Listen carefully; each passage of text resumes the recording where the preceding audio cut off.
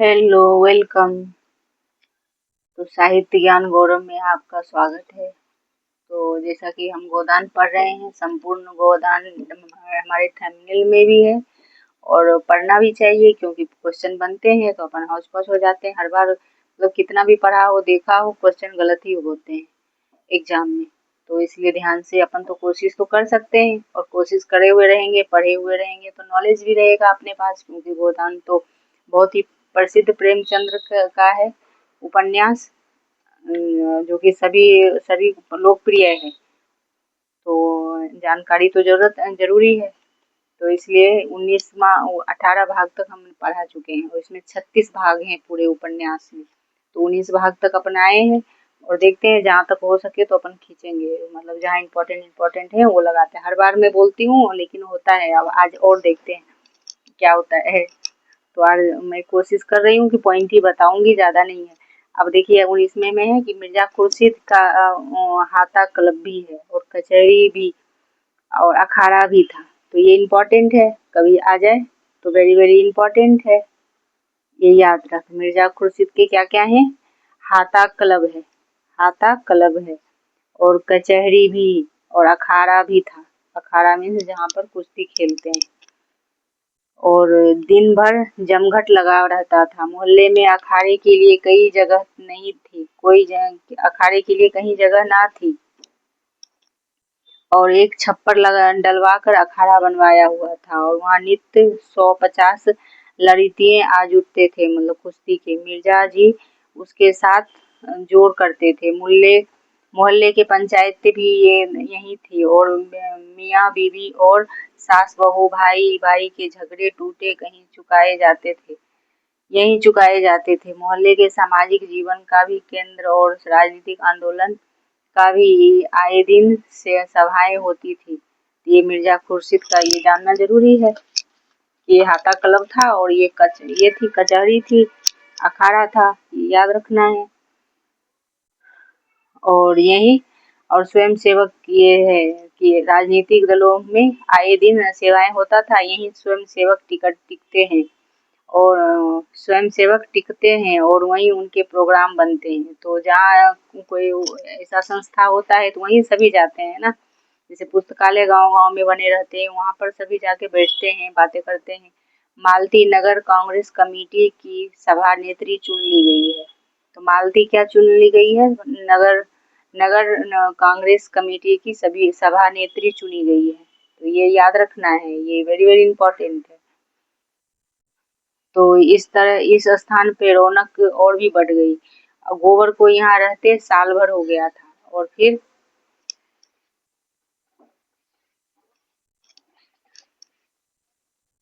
तो फिर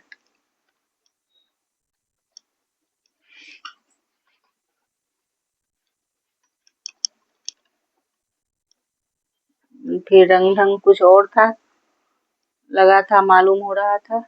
तभी ये देखिए गोबर का क्या हुआ था। पहले तो माली के काम के लिए गया, उसको काम दिया गया था, फिर साल भर हो गया था। वह सीधा साधा ग्रामीण युवक नहीं रहा, उसके बहुत कुछ दुनिया देख ली थी और संसार रंग ढंग कुछ कुछ समझने लगा था। और फिर ये अब भी वो देहाती था, पैसे दांत से पकड़ता था और स्वार्थ को भी कभी छोड़ता नहीं था और परिश्रम में भी जी नहीं चुराता, कभी हिम्मत हारता। तो इसका ये इम्पोर्टेंट है, ये पूरा पैराग्राफ इम्पोर्टेंट है, ये देखिए और खुद से भी पढ़ लीजिएगा क्लास रोक के। स्वार्थ की ऐसा था और लेकिन शहर की हवा उसे लग गई थी और वह मैं पहले महीने तो केवल मजदूरी की। तो पहले महीने वो क्या की? पहले केवल मजदूरी की और आधे पेट खाकर थोड़े से रुपये बचाए, फिर कचालू मटर और दही बड़े की खोचे लगाए। तो ये भी सब इम्पोर्टेंट है। इधर ज्यादा लाभ देखा तो नौकरी छोड़ दी और गर्मियों में शरबत और बर्फ की दुकान भी खोल दी। लेन देन में खड़ा था इसलिए उसकी साख जम गई और जाड़े आए तो उसने शरबत की दुकान उठा ली और गर्म चाय पीने लगे। उसकी रोजाना आमदनी 2.5-3 रुपये से कम न थी और अंग्रेजी फैशन के बाल कटवा लिए थे और महीनों धोती पंप शू पहनता था। तो ये देखिए क्या है, वो क्या पहनता था।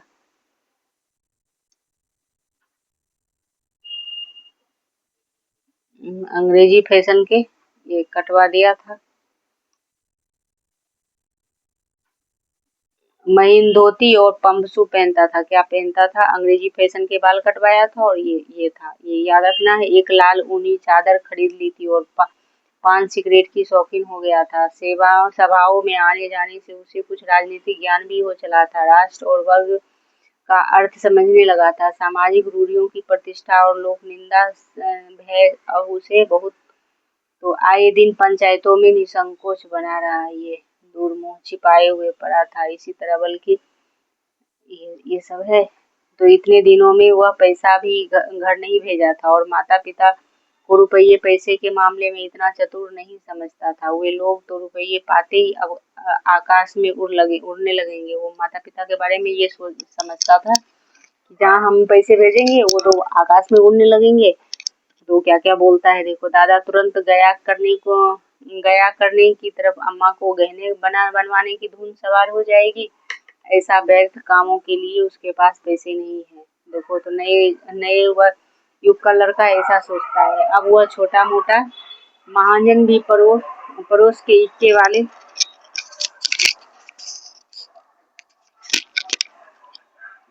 इक्के वाले गाड़ीवान और धोबियों को सूद पर रुपये देता है। तो देखिए, माँ बाप निस्वार्थ भाव से बच्चे को पालते हैं और बच्चा जब अपने पैरों पे खड़ा होता है तो क्या क्या सोचता है, उसके मन में तो अलग ही चलता है। और दूसरे को वो कर्ज देता था। यहाँ पे उसके माता पिता कर्ज उठा रहे हैं और ब्याज चुका चुका के परेशान है। घर में खाने को नहीं मिलता और वो वहाँ गया है तो उसको थोड़ा भी माँ बाप का फिक्र नहीं है।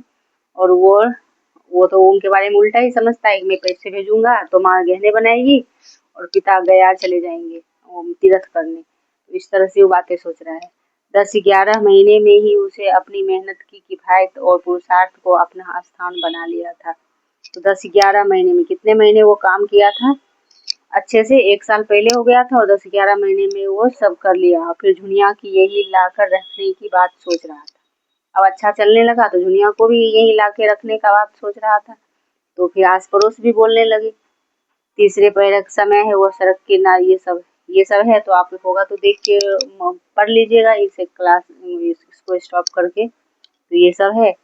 गोबर अविचलित हुआ, 2 रुपये नहीं दे सका, मेरी अंगूठी गिरो रख लो। ये गोबर का मन ललचा उठा मगर बात कैसे बदले, ये सब है। मिर्जा ने अपने स्वर में बड़ा दीन आग्रह भर कर कहा कि मैं फिर तुमसे कभी नहीं मांगूंगा गोबर। मुझ में खड़ा नहीं हुआ जा रहा है मुझसे।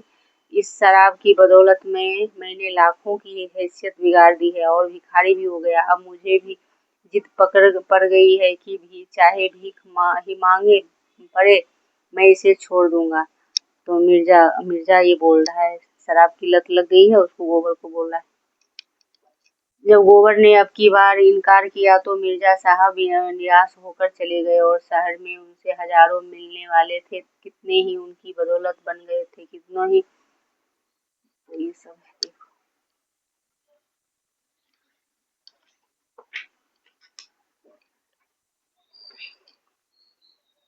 ऐसे हजारों लटके मालूम हुई थी। और ये देखना, तो गोबर आलू छीलने लगा और साल भर के अंदर ही वह इतना काइया भी हो गया था कि पैसा छोड़ने में इतना कुशल कि अचरज होता था।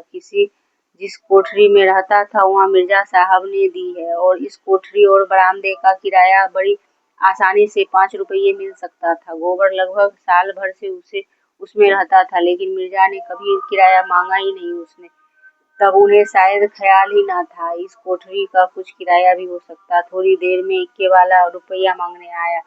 अलादीन नाम था। अब इक्के वाला का क्या नाम था? अलादीन। सिर घुटा हुआ था और खिचड़ी दाढ़ी थी। अलादीन का सिर घुटा हुआ था और उसकी कहीं भी से भी क्वेश्चन पूछेगा लेकिन हर एक पॉइंट पे ध्यान दीजिए। उसकी लड़की विदा हो रही थी, मतलब शादी करके विदा करते हैं ना घर अपने घर।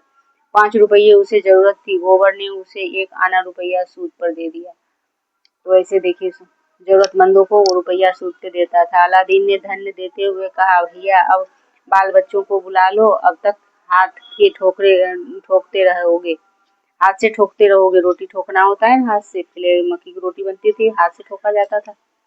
तो गोबर ने शहर के खर्च का रोना रोया, थोड़ी आमदनी और में गृहस्थी कैसे चलेगी। अलादीन बड़ी लजाता हुआ बोला, खर्च अल्लाह देगा भैया, सोचो कितना आराम मिलेगा। मैं तो कहता हूँ जितना तुम अकेले खर्च करते हो उतनी ही गृहस्थी चलेगी। तो अलादीन कह रहा है, औरत के हाथ बड़ी बरकत होती है, खुदा कसम जब मैं अकेला यहाँ रहता था तो चाहे कितना कमाऊँ खा पी कर बराबर, बीड़ी तम्बाकू भी पैसे उड़ाता था। उस पर हैरान थे और थके मारे आओ तो घोड़े घोड़े के खिलाओ और टहलाओ।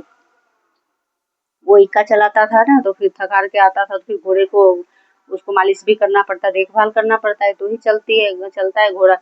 फिर नानाबाई के दुकान पर दौड़ो, नाक में दम आ जाता था। जब मैं घरवाली आ गई तो उसकी कमाई से उसकी रोटियां भी निकल आती है और आराम भी मिलता है। आखिर आदमी आराम के लिए ही तो कमाता है।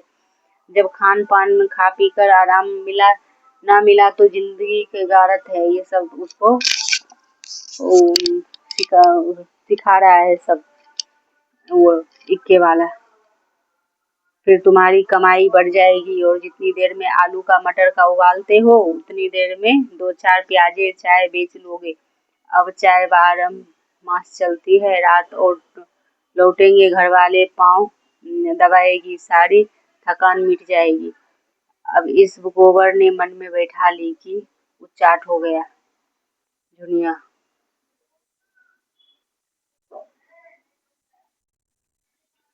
कृपण लोगों से उत्साह लेकर रहते कि ये सब है। बानो जुनिया के सबके लिए एक एक जोड़ी साड़ी ले आई और होली के लिए भी धोती और ये चप्पल। अपने गुड़िया जुनिया के लिए एक पिटारी। अब मैं पहले पढ़ चुकी हूँ, लगता है क्लास हुआ है कि नहीं यार, एक मैं तो अभी देखी थी।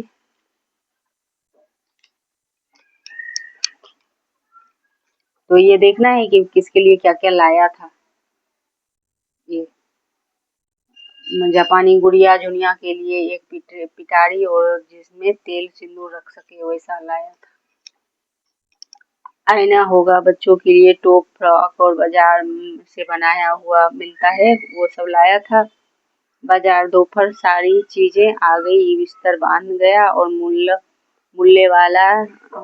मुल्ले वालों की खबर हो गई कि गोबर घर जा रहा है। और कई मर्द औरत तो विदा मांगने गोबर ने अपना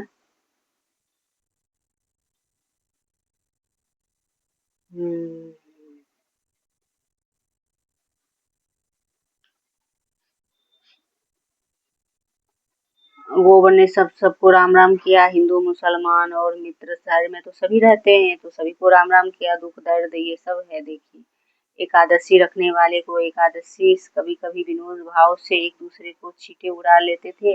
गोबर अलादीन का नमाज को उठा बैठा करता था।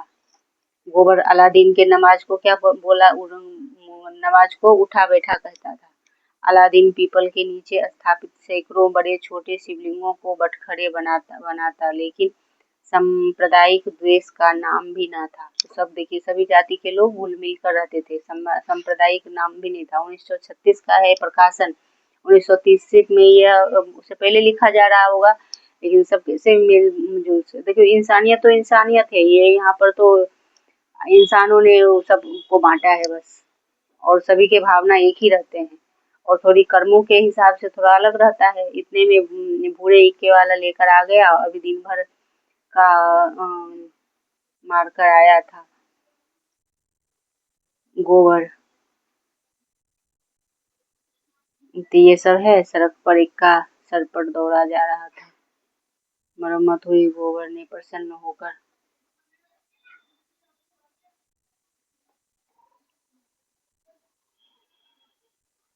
तब ये घर जाने की तैयारी हो गई। अब देखो, मैं ये पहले पढ़ चुकी हूँ तो फिर लगता है ये कौन सा क्लास हुआ है, बहुत कई दिन हो गया था। अपनी झोली में नवजीवन की विभूति लेकर आ पहुंचा। घर आ गया वो, सुगंध में बटी थी। गांव में ऊख बोआई लग रही थी, धूप निकली हुई थी। ये सब है, ये देख लीजिए। आप क्लास रोक के एक खेत जा रहा था। दाता दीन ने आकर डांटा, हाथ की फुर्ती से चलाओ। और दाता दीन के यहाँ ये लोग काम कर रहा था, मजदूरी। होरी के माता, होरी और उसकी पत्नी, वो सब। होरी आहत अभिमान के साथ कहा, चला ही तो रहा हूँ महाराज, बैठा नहीं हूँ। दाता दीन ने मजदूरों से रगड़ कर काम लेते थे, इसलिए वहाँ मजदूर टिकता नहीं था। होरी उनका स्वभाव जानता था, पर क्या करता। पंडित उसके सामने खड़े होकर बोले, चलाने चलाने के भेद हैं। एक चलाना घड़ी भर में काम तमाम, दूसरा चलाना वह भी दिन भर में बोझ उख काटे। तो ये होरी घुट पी कर रह गया। अब जिसके यहाँ देखो अपने मन में वैसे ही करता है, दूसरे के यहाँ काम करो तो, और सबका नेचर अलग रहता है। इस तरह है। धनिया ने दोनों लड़कियों के उके गट्ठे, गीली साड़ी, ये सब है। धनिया ने त्योरी बदल कर कहा, क्या जरा दम भी लेने दोगे। और धनिया तो एकदम, उसको कोई सुनाता तो वो 10 सुनाती, उसको ऐसे थी। मतलब अच्छी बात, मतलब गलत वो बर्दाश्त ही नहीं करती थी कुछ भी। दाता दीन बिगड़ उठे। तो ये सब है। धनिया ने बीड़ा उठाते हुए कहा, जी ये सब है। दाता दीन ने लाल आंखें निकाली, जी जाना पड़ता, अभी मिजाज ठंडा हो गया। धनिया भला क्या चुप बैठेगा भीख मांगने की। तो ये है। धनिया के पास बेहतर था। सोना उसे खींचकर तलैया की ओर ले गई। वो बोलने लगती थी तो उसकी बेटी, बड़ी बेटी, खींच के ले गई। और ये है। सोना उसका तिरस्कार किया, अम्मा आ जाने दो भी तुम तो, ऐसा करके। तो ये सब है।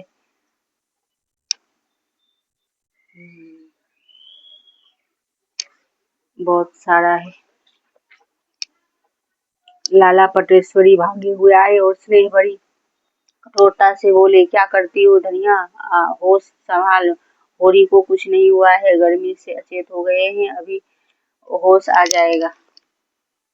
तो ये हुआ था। एक तो टेंशन भी होता था, काम करता था धूप में, और वो बेहाल हो गया था।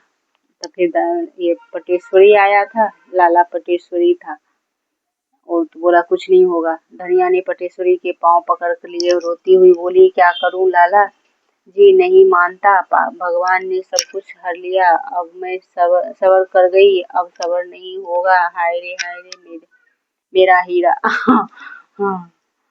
सोना पानी लाई। पटेश्वरी होरी के मुंह पर पानी के छींटे दिए, और फिर आदमी अपने अपने अंगुलियों से हवा किया। होरी के देह ठंडक पड़ गई और पटेश्वरी को चिंता हुई, पर धनिया को वह बराबर साहस देते रहा। धनिया अधीर होकर बोली, ऐसा कभी नहीं हुआ लाला, कभी। पटेश्वरी ने पूछा, रात कुछ खाया था कि नहीं। धनिया बोली, हाँ रात रोटियां पकाई थी, लेकिन आजकल हमारे यहाँ जो बीत रही है यह क्या तुमको छिपा नहीं है। महीनों से भर से पेट रोटी नसीब नहीं हुआ है। कितना समझाती हूँ, जान रखकर काम करो, लेकिन आराम तो हमारे भाग्य में लिखी नहीं है। ये धनिया जैसी उठी और विह्वल होकर उसके गले में लिपट गए, और होरी ने कातर स्वर में कहा, अच्छा हूँ, न जाने कैसी जीव हो गया। धनिया ने स्नेह में डूबी भर्त्सना से कहा, देह में दम तो है नहीं, काम करने चले हैं। तो ये सब है। पटेश्वरी ने चिढ़ाया, तुम्हें हीरा हीरा कहकर रोती थी, अब लाज के मारे मुकराती है, छाती पीट रही है। होरी धनिया को सजल नेत्रों से देखा। तो देखो ऐसे एक दूसरे में नोकझोंक होती है, जब किसी के जान पे आती है तो कैसे प्रेम उमड़ आता है, तब दिखता है। दो आदमी होरी को टिका कर लाए और चारपाई पे लिटा दिए। तो ये काम कर रहा था, और दादा दिन बहुत काम ले रहा था धूप में, तो उससे वो बेहोश हो गया था। ऊपर से शक्ति भी नहीं थी। घर के गर्म दूध लाया और शीशी में गुलाब जल भी लेता आया। ये माता दीन निर्दयी दौड़कर, माता दीन इतना निर्दयी ना था, दौड़कर वो गर्म दूध लाया और ये आया। दूध पीकर होरी के जैसे जान आ गए। अब ऐसा उसके यहाँ मजदूरी कर रहा था, वो तो ऐसा उसके स्वभाव में था मजदूरों को रपेटना, लेकिन गर्म दूध है ये सब लेके आया सुबह। उसी वक्त गोबर एक मजदूर के सिर पर अपना सामान लादे हुए दिखाई दिया। गांव के कुत्ते पहले तो भौंकते हुए उसकी तरफ दौड़े, फिर दुम हिलाने लगे। रूपा भैया आए, तितलियां तालियां बजाती हुई। सोना ने भी कदम रखा। ये सब गोबर ने माँ के चरण छुए और वो गोद में उठा बैठाकर प्यार किया बच्चे को और आशीर्वाद दिया। ये सब है, देखो कितना अच्छा है। धनिया के घर ये सब हुआ।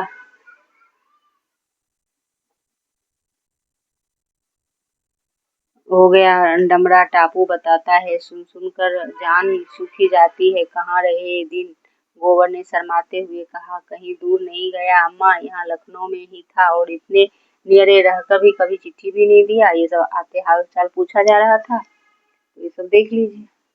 आसामी को देखकर महाजन उसे वह रुपया वसूलने को ही व्याकुल हो रहा था।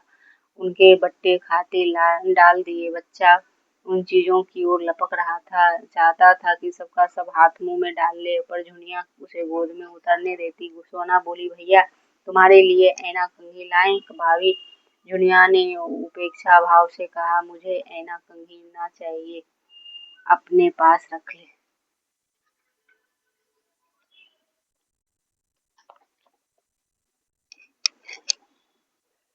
रूपा ने बच्चे की चमकीली टोपी चमकीली वह चुन्नी की टोपी और उसके बच्चे के सिर पर डाल दिया। झुनिया ने टोपी उतार कर फेंक दी।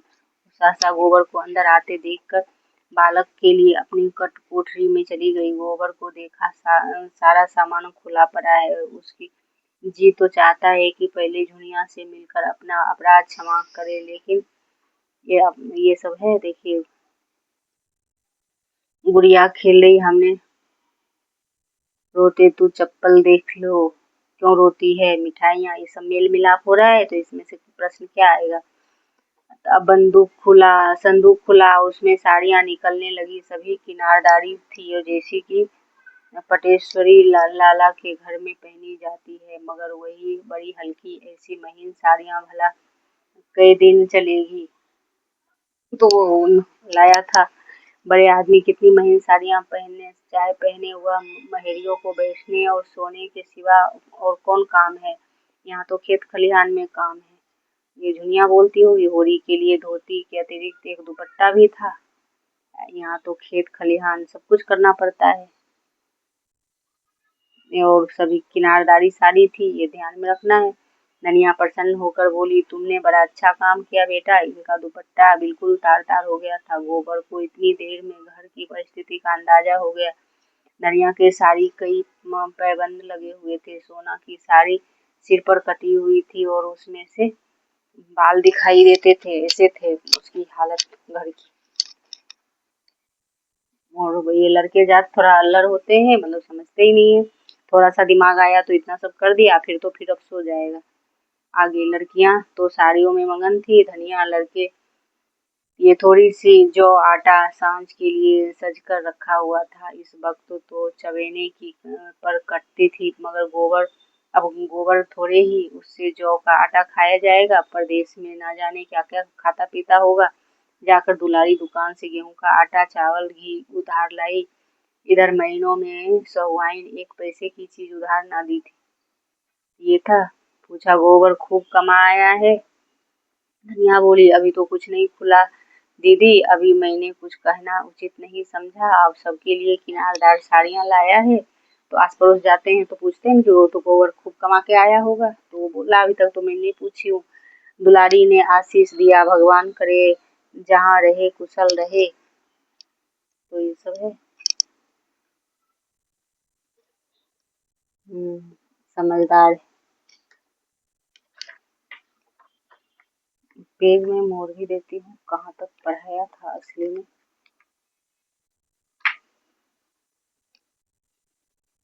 तो ये देखिए, इधर सोना चुन्नू को वो उसका फ्रॉक, दो टोप ये सब पहना दिया था। ये दुनिया ये सब है। एक झलक देख लीजिए, फिर और देखेंगे अगले में, नेक्स्ट में और देखेंगे, यदि आप अच्छे से देखिएगा तो। और मैं देख समझ लूंगी कि कहाँ तक दूसरा क्लास हुआ है। अभी मेरे को लग रहा है कि मैं खुद भी पढ़ चुकी हूँ, तो फिर आगे आगे नेक्स्ट क्लास में करेंगे। Thank you.